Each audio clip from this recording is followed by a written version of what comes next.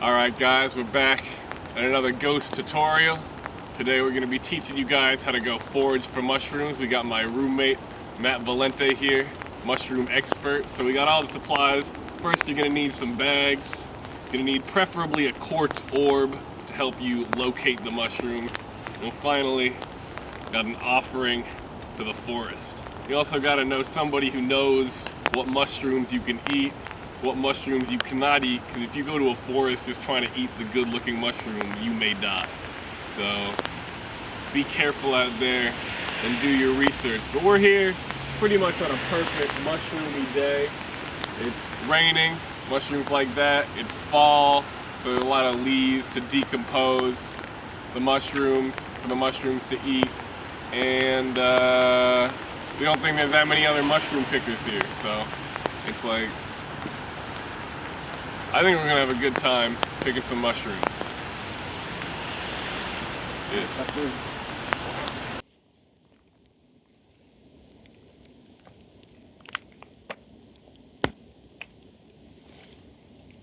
All right, Matt. What's the first step to picking mushrooms? So once you find yourself a good spot, go out at a good time of the year, you just gotta walk around and scan the ground. Well, it's good. If you do your research, you can find pretty much any kind of mushroom. You could live forever. Wow. Reishi mushroom. Reishi mushroom. So we're gonna definitely throw these in our bag. Another clutch. Well, let's show this to the camera. These are pretty cool. Oh yeah, sure. Sorry. So we got this reishi. This is what that looks like, and we got this black boy. I think it's a black trumpet, but I'm not sure. It is definitely black. It is black, and it looks like a trumpet. Yeah, so very well could be the other reishi mushroom. Yeah. Make some immortality. So I found a reishi mushroom over here. Pretty cool.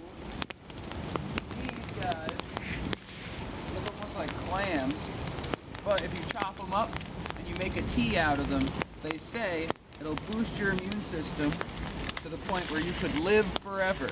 This is a big daddy who Matt found. This reishi, bigger than my face. Dang, look at them over there. This log is covered, and this is a wise log. Yeah, There's more right there.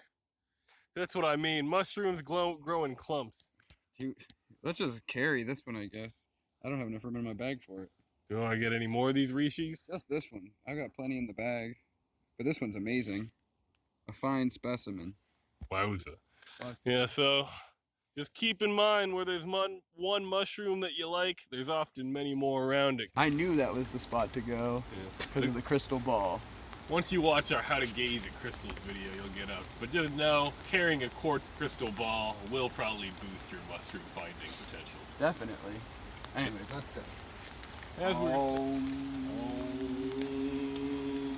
As we were saying, the best time to look for mushrooms, the fall, spring, summer even, but it's getting close to winter, so we're at the end of the season right now. So a key part of finding mushrooms, you gotta take a look out for the weird looking trees. And those are the spirits of the forest in tree form. So as you can see, this moss covered tree clearly has some secrets to learn, secrets to give, so we're gonna go out and check it out. Got a couple more Reese's. Yeah. Last time, it depends what you want to find, but we found a pretty good amount of rishis, which is generally what Matt tells me is if mushrooms are slimy, you probably do not want to eat them. This guy right here, pretty ugly motherfucker, it's called an elf saddle. You'll find that a lot of mushrooms have kind of cutesy sounding names for the forest.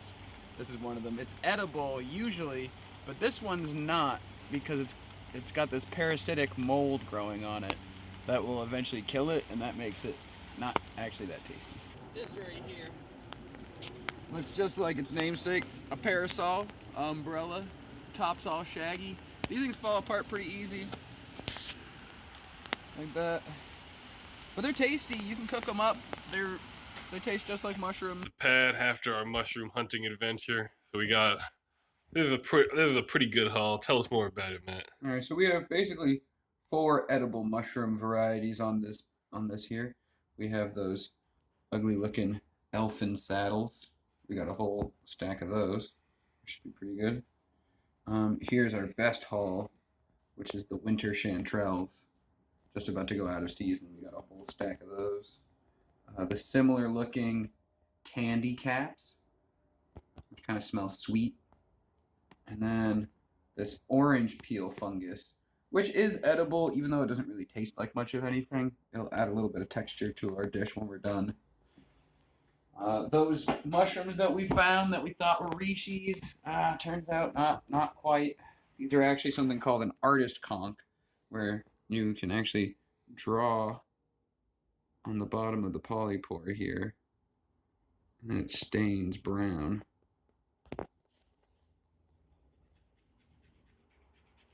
More of an art supply than an edible mushroom. Yeah, so not gonna attain immortality this time, but kind of cool still. That's why you got to be careful when looking out for mushrooms, because it's easy to mistake one for another. A reishi has more of a red top, whereas this one has more of a subdued woody color. It's also mostly wood all the way through.